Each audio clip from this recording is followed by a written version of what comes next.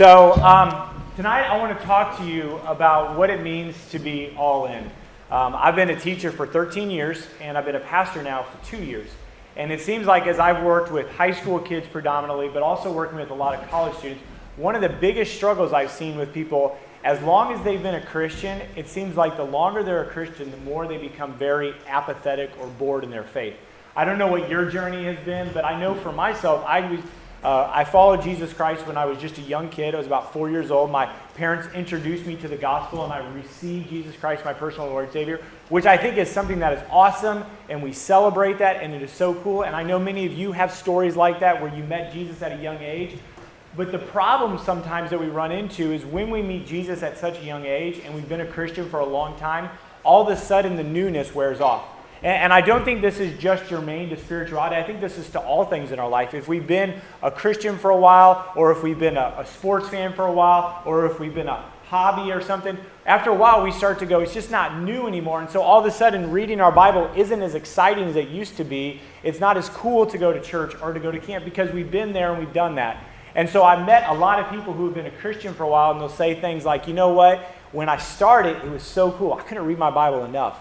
I mean, I was just reading it every single day. I was just so hungry for it. And church camp was this amazing feeling, and it was like God was speaking to me. But you get somewhere down the road and you go, yeah, it's just church camp. I don't know if I'm going this summer. You know, it's reading your Bible, and it's good, and I know you ought to do it, but if I'm real honest with myself, it's more of a discipline than it is a passion. And I have to ask the question and wonder tonight, how many of you find yourself in that situation?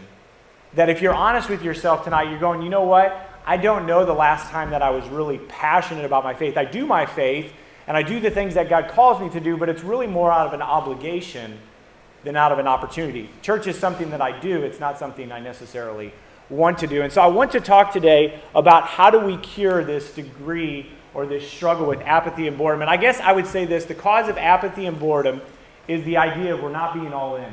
It's that we've given to God a portion of our life, and somehow we segment it out. We feel like we deserve to give God something, but we don't want to give Him everything, because if we feel like we give Him everything, we would actually become the most boring and mundane person. But the truth is, if you want to find life, you got to be all in. I had a student email me a couple months ago, and I was reaching out to some of my Porter students to say, hey, you're in college now. What do you need? How do I pray for you? How do I encourage you? What are some of the struggles you're going with? And most of my students, knowing kind of my passion at heart, they wrote back some questions about, struggling with their faith and doubts that they were having and questions. But one of my students, Aubrey, she reached out to me. And it was probably the hardest, most difficult email I'd received from all of my students, because she wrote back and she said, I thought I would get to college, and I thought a lot of people would have questions and doubts and objections to the Christian faith. But what I found, she was at a Christian school, by the way, but what I found with my friends is that nobody cares. It's not that they're opposed to Christianity. They just don't care about Christianity. They don't care about doing what Christ says. They don't care about being like Christ. They just don't care. And I remember reading this email. It was late at night, and I was about to go to bed, which is the worst time to get an email like this, because I couldn't sleep all night because I had no idea what to say to her. I had no idea what I was going to say to her, because for every other objection or question, there's usually something I can say. Well, they don't know this, or they need to read this, or they need to study this. But for this, I didn't have an answer. And so for the last several months, I've been wrestling through this question to say, what is it? What do you say to somebody who sits here on a Thursday night, but if we're really honest, we're here because of other people. We're not here because we're all in. And what I would say is that I think the problem and the reason that you are bored and that you are apathetic is because you're not being all in. I would say this is the cure to apathy and boredom is to stop sitting on the bench. Think about this. How many of you guys played some type of sports team? How many of you guys were on a sports team? We've all probably been on a sports team, and yet many times when we're on a sports team, we go to practice. And so you have the preseason, and you have weeks and weeks and weeks where all you do is practice, because it's months or weeks before you have a first game. And I remember going through these seasons of practicing, but you always practice with the intention of doing what? Playing the game. Nobody practices to practice. Everybody practices because someday there's going to be a game. Someday there's going to be a competition. And yet what I found with many Christians is all they do throughout their entire life is practice. They go to church, they go to Bible studies, they do a lot of practicing, but when it comes time to enter in the game, nobody steps into the game and they go, Christianity's so boring. I just don't get it. I just don't get Christianity. I mean, it's just all we do is go to church. And I go, no, all you do is go to church. See, I'm in the game. See, I want to be a part of the movement. I want to do something with my life. And you know what? When I do something with my life, Christianity gets a lot more interesting. When I was in high school, I had the opportunity to play on a really, really good basketball team. Our basketball team was ranked in state in Illinois, and our crosstown rival was the Peoria Manual Rams. And not only were they the number one team in the state, they were the number one team in the country. And so we had to play every single year in the regional championship. We had to play the number one team in the country. So you can think about just the volume of people that came to these games, the amount of hype. And so my junior year, we're playing them for the regional championships. They were the number one team in the country, and we were playing them for a chance to go to the state tournament, but to knock off the number one team in the country. How many people get an opportunity in their life to knock off the number one team in the country? And I remember it was the night before our game, and we were having a late night shoot around, and I remember my coach calls me into his office. And at this point, I wasn't a starter on this team. We had several guys that played Division I basketball. I was kind of like a 6th or 7th man on this team, which I was very, very happy to be just playing on this team. And I remember the coach calls me into his office, and he says, hey, tomorrow night we're playing Peoria Manual. You're the number one team in the state. They're the number one team in the country. And then he blew my mind. He said, tomorrow night there's a chance that you're going to get into the game. And I remember thinking to myself, there's a chance that I'm going to play the number one team in the country. There's a chance that I'm going to be on the court. And so I remember all night, I just started thinking about how I was going to impact the game, what I was going to do, how many girls I was going to date after this game. I mean, I just thought about all of these things that were going to happen. And so the game gets started, and we're playing in the game, and we're competing, and, it's just back and forth. First quarter, we're up 2.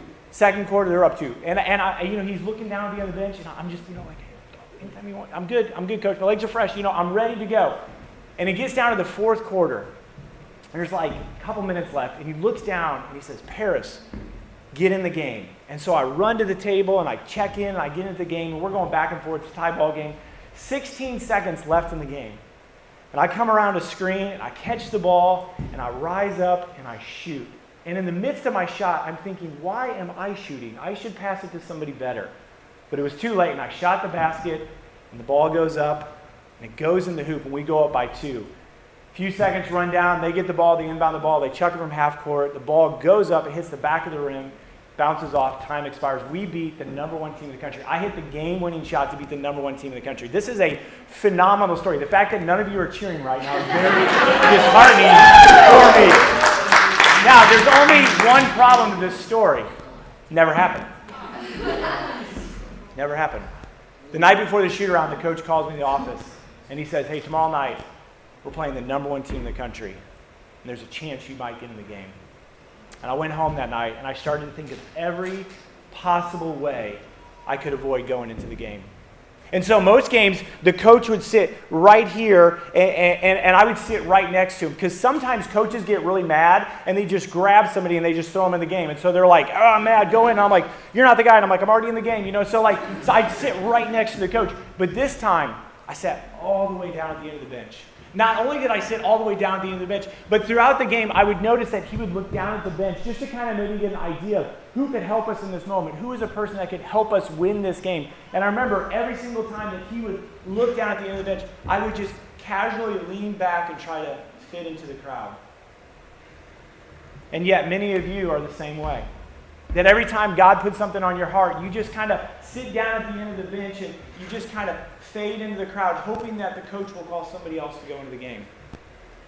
And yet, I understand the fear, but I'm telling you, the reason that you are so bored and the reason that you are so apathetic in your faith is because you're sitting at the end of the bench instead of jumping into the game. And I'll tell you what, when you get into the game, it changes your whole life. You don't stand up on a stage and tell the time that you hid to go into the number one team and play the number one team in the country.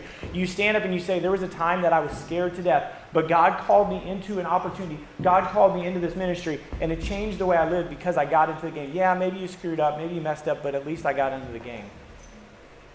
How many people have stories about the way that God used them? But many of us don't have that story to tell. I love this story in Matthew chapter 4. If you have your Bibles, go ahead and look at this. Matthew chapter 4, verse 18. It's a story about Jesus starting his movement. By the way, Jesus never changed the world. I know that sounds heretical, but he never traveled more than 100 miles. He never wrote a book. He never held public office. For 3 years, all Jesus did was pour into 12 different men. And he said, you are the ones that are going to change the world. When Jesus died, Most people didn't know about it outside of Jerusalem. He was an obscure figure in the first century, but it was 12 men who said, I believe this man's message needs to be told to the ends of the earth, and they spread it like wildfire. And these 12 men changed. And so Jesus, as he's starting this movement, he says, I need to get some recruits. And so in Matthew chapter 4, he starts to tell this story, and it says this, as Jesus was walking beside the Sea of Galilee, he saw two brothers, Simon, who was called Peter, and his brother Andrew. They were casting a net into the lake, for they were fishermen. And Jesus comes in and he wrecks their life. With just a few words, Jesus comes in, he changes everything for James and Andrew. He changes everything for Peter. Peter becomes the one that Jesus says, on you I'm going to build my church. You're the one that I'm going to establish my church. Peter made lots of mistakes. He screwed it up a lot of times, but Jesus says, you're the guy. You're the one that's going to change the world. And here's what he did this morning. He said, come follow me, and I'll make you fishers of men. And here's the verse that probably never gets quoted. You've all heard this verse before, but here's the verse that never gets quoted. At once they left their nets and they followed him. And here's what I want to talk about tonight. How many of you are leaving your nets and you're following God? How many of you are stepping into that? You're not afraid to leave what was comfortable. Hey, I'm Peter. My village is a fishing village. My aunt, my uncle, my cousins, everybody I know is a fisherman or in some type of fishing trade. This is all Peter had ever known. This was what Peter was called and designed to do. And yet God comes and he says, you've been called, but not to be a fisherman, to be a fisher of men. There was just one little adjective or conjunction. I don't remember what it is in English, but there was something here you were supposed to do. You're not supposed to be a fisherman, but a fisher of men. And I wonder how many of you are here tonight and you're being fishermen, but you're not being fishers of men, and yet you get to the end of your life and you won't have a story to tell. See, I think Peter had a really rough life. The Bible tells us, or Jewish history tells us, that Peter died a martyr's death. So much so that he not only died on a cross, but he died upside down on a cross. And I bet you Peter's life was very difficult at times, but here's the thing. At no point did Peter ever look back on his life and go, man, this is boring. Yeah, it was tough. Yeah, it was painful. Yeah, it was hard. But at no point did Peter ever say, man, this Christianity thing, it's boring. There's nothing to do. He's like, gosh, how is there? There's not enough time to get done what we need to get done. And yet he was faithful to what God called him to do. He had a story to tell. Not only did he have a story to tell, but for 2,000 years after the fact, we're still talking about his story. And yet, how many of you are going to have a story to tell? How many of you are going to have a family or a relationship or a life or a ministry, and people will say, well, it was once started by this person who stepped out in faith. They realized they weren't a fisherman, but they were a fisher of men. When I was a junior in college, I believe this is when God called me to be a fisherman. He told me that I want you to do something in your life. I wanted you to step out and impact. And so that summer I went and I worked at a camp. My friend the year before had worked at this Christian camp. And every summer I had gone home and I had done what I was normally doing. I played golf and I worked at a golf course and I stayed at home and I rejuvenated my brain from the studies of the semester. And that's what I did every single summer. But this summer I said I'm going to go work at a camp. And I'm going to go encourage kids, and I'm going to challenge them to follow Jesus Christ. And so the first camp, I'm sitting there, and all these kids are coming up, and there was what we called residential camps. Kids would come in, and they would stay the week with us. And I remember the first kid that I met, I was so excited, because I envisioned in my head we were going to have conversations about what God was doing and how Christ was. I was going to inspire, I was going to change this kid's life. And he comes up to me, and I'm like, hey, what's your name? He's like, my name's Kenny, and I hate this place. And I'm like, that's awesome. I'm like, that's so cool. I'm trying to be positive. And Kenny's like, man, my parents hate me. He's like, every summer I come to this stupid camp because my parents don't want me at home. He's like, I'm here every single summer. I don't want to be here. And I'm like, that's awesome. I'm like, I'm so glad you're in my group. And so all week I'm thinking, I'm going to break Kenny. I'm going to break Kenny. Kenny's going to love this. Now, each day we would have like a secret thing. Like one night we'd have a night swim. You know, one night we would raid the canteen. And so I'm like, Kenny, I'm like, this year's so different. I'm like, we've got all these amazing things. He's like, tonight we're going on a raid. Tomorrow night's a swim night. And I'm like, dang it. I'm like, he don't know the schedule. Like sometimes I would forget the schedule. I'm like, Kenny, what are we doing tonight? You know, like Kenny knew everything. But Kenny's like, I hate this place. And after a while, I'm like, I hate you, Kenny. Like, I cannot stand you anymore. One day, we went to a field, and we were playing this game, and the director was coming towards us. And so, you know, the director's coming. Like, you've got to be, like, on point, you know? Like, so I'm, like, you know, making sure I'm, like, paying attention, engaged, and I'm looking for the kids, and I'm like, director's getting closer. And all of a sudden, I see Kenny in the passenger seat. I'm like, Kenny's not supposed to be in the passenger seat. Kenny's supposed to... And so she pulls up. She's like, I found Kenny walking on the road. And Kenny's like, I wanted to go home. I'm like, you should have kept walking. I'm like, keep going. I'm like, dang, Kenny. I'm like, now I'm in trouble. And so Wednesday we had a meeting with the directors. And they're like, what do you want to do? I'm like, I want to send Kenny home. I will drive my car. I will drive him to his house. I will take Kenny home. I'm like, Kenny is miserable. I'm like, he's the devil. I hate the kid. I cannot stand the kid. Get rid of him. And they're like, no, Kenny needs to be here. I'm like, no. I'm like, you need to be here. Let me be the director. You be the counselor. I hate Kenny. And so Thursday night was our gospel night. That was the night you went to the fire and they told the gospel and people got saved. And it was super. And I was like jacked. I'm like, this is my first gospel. I'm like, I'm going to talk to these kids. I'm going to get them saved. But we got Kenny. So I'm like, we're going, Kenny. He's like, I don't want to go. I'm like, I don't care. I'm like, you stay back. And they're like, no, you got to take Kenny. I'm like, Kenny, go over here. So I took my group. We had this like big fire, and like so I'm like, you guys sit over here. I'm like, Kenny, get in the fire. I'm like, but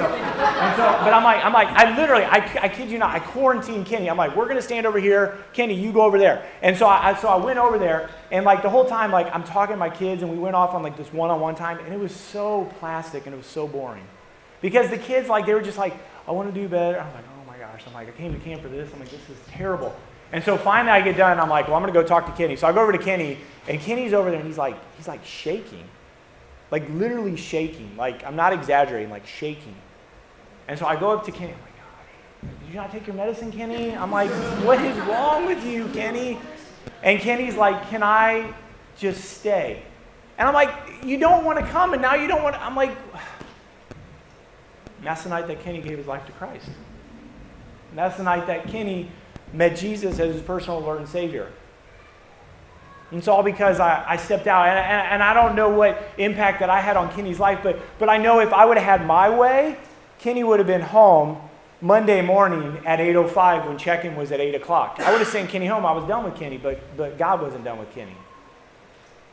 See, God used me in a significant way, and I had no clue, and you have no clue. See, you think you've got this vision. You think you got these group of kids that you're like, man, I'm going to pour into, and I'm going to love them. And all the while, there's going to be this little Kenny over here that's been watching you.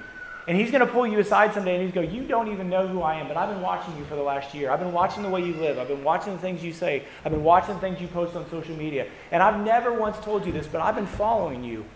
And I just want to know. I just want to know.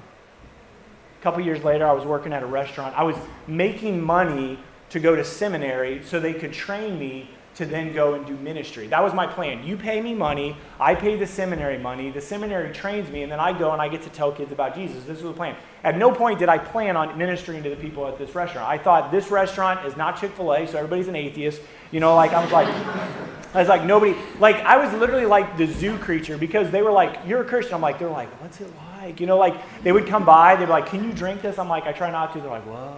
Like, can you watch this? I'm like, I try not to watch. Whoa. Like it was this fascinating thing. They were just so enthralled with Christians. And so I remember I was kind of the token joke all the time. They would just be like, hey, can you do this with us? And I'm like, listen, guys, like I teach a Sunday school class, and that brings on like a whole lot of responsibility. So I know you guys are cool with like going out and drinking and going to the bars, but for me, that's just a problem I have, because these kids look up to me and their parents look up to me, and I don't want to send a wrong message. So if you guys want to go to a movie or you want to go to Chili's, I'll do whatever you want, but I just can't do these things. And so we would start to forge this friendship, but all the while I was always the token Christian. I was always the person they were trying to figure out. And I remember there was one night, it was late February, and business was kind of like going downhill. Like it was kind of slow because this new restaurant had come in town called Texas Roadhouse, and you ever eat Texas Roadhouse, and they had that cinnamon butter. And so like everybody went there, which we like cursed and we're like, it's not that good. And then I went and tried some. I'm like, it's that good. Like we're going to go out of business. This place is amazing. And I remember it was a Tuesday night, and this girl comes up to me. Her name was Ashley. And Ashley comes up to me and she goes, hey, what happens when you die? And I thought she's just messing with me. She's just messing with me. She doesn't care. And so I was like, haha, really funny, Ashley. I'm the Christian. And she's like, no, seriously. She's like, everybody in here believes like I believe, but you're different. You're a Christian. So tell me, what happens when you die? And I said, I've got some things to do. And really, I didn't have anything to do. I just thought if I deferred the question, she would forget about it and she would move on. Because remember, I'm just there to make money to go to seminary to someday lead people to Christ. And so I go back and I start cleaning some dishes, and I come out, and Ashley comes back with two of her friends, and she's like, Joe, what happens when you die? The whole group's asking me now, what happens when you die? And so I thought to myself, well, this will get rid of them. And so I said, well, if you guys really want to know, we can start a Bible study. And I thought to myself, they're never going to come to a Bible study. I mean, they're going to be like, Bible study? That's for Christians. I'm not going to Bible study. And so I said, well, if you guys want, we can do a Bible study. And their faces lit up. They were like, can we really? And I was like, crap. I was like, now I got to start a Bible study. I'm like, so that Sunday night we met in the back of this restaurant, which was dying because of Texas Roadhouse. We met in the back of this restaurant at 7 o'clock. At 6:55, I'm sitting in my car, and I'm just looking through my Bible, and I'm going through my notes. I'm like, we're going to study the book of John. I've never done a Bible study in my entire life. I'd never done something like this. Not with Christians, but especially not with people who were non-Christians. And so I'm looking through my notes, and I'm just praying. I'm like, dear Lord, if you could come back, that would be awesome. If they could not come, that would maybe even be better. I'm just not sure. I don't want to do this. And they pull up at like 6:55, and they're like, hey, Joe. I'm like, dang it, we got a Bible study. So we go in there. We go through the book of John. And I do a terrible job, but I get done, and I'm like, well, what'd you guys think? Do you guys want to meet next week? And they're like, we'd love to. I'm like, dang it. I'm like, seriously? I'm like, what do I have to do to get rid of you? And so we met for a second week and a third week, and the fourth week was the last week. I said, we're doing 4 weeks. That's all I'm doing with you guys. I can't do this anymore. It's too crazy. And so we're meeting in the back of this restaurant. We're sitting down. We're going through the book of John, and my manager, Karen, came up to me, and she was not a Christian. She told me she was not a Christian. She said, I don't believe like you. She's like, I respect you. I respect your beliefs, but that's not my beliefs. And I was like, that's fine. Because I'm just here to make money to go to seminary to someday talk to people about Jesus. You're not even part of the equation right now. And Karen comes up, and we're starting our Bible study, and she's like, hey, can I get you something to drink? And I'm like, no, I'm good. And which we kind of thought that was rather awkward because, like, you know, like we worked in the restaurant. Like we didn't need somebody to serve us. Like we all worked there. And so like a few minutes comes by, and we're getting into this awesome Bible study on the book of John, and she comes by again, and she's like, hey, can I get you guys something to drink? And we're like, no, thank you so much. That's really nice. But like in our hearts, like, just leave us alone. She comes by a third time. Can you say something? I'm like, Karen, you're kind of killing my awesome Bible study. Like, this is so good. Like, you should be a part of this. And the fourth time she comes around, and I'm thinking, can we get you something to drink? And Karen just stops, and she goes, can I just listen? I had no idea that Karen was the one that we were ministering to. Karen was the person that was on the fringe who was kind of paying attention, going, man, is there something here? And you know what I've realized through time is most of you want to live this very normal life. You don't want to make any ruffles. You don't want to have anybody talk about you. You just want to live this normal life. But I would tell you this. Mark this down. Normal, you can't remember. Abnormal, you can't forget. Most of you are going to get back into the end of your normal life, and you're going to look back and you're going to go, dang it, I didn't do anything. Normal, you can't remember. Abnormal, you can't forget. And you look at Matthew 4:18, verse 20, he says that once they left their nest and they followed him. And it was a story about two men who said, you know what? Life was tough, life was hard, but you know what? It wasn't normal. And I'll never forget it. And I hope that you guys step out tonight and you be all in. And you live a story and you tell a story of your life that people would say, you know what? There was once this person I knew, and they shared their story with me and it changed my life.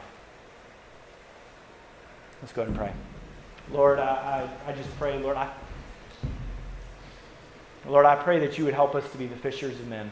Lord, that we wouldn't be just people that have jobs and that we have lives, Lord, but that we have ministries within our jobs and ministries within our lives, Lord, that we would find the people in our lives, Lord, that we would find the Kennys and the Karens, Lord, we'd find the people in our lives who are looking at us, Lord, and that we would have an impact. Lord, that we wouldn't try to be normal, that we wouldn't try to fit in, Lord, but that we would try to be the type of people who follow you and change the world. Lord, help us to be those people. In your name we pray. Amen.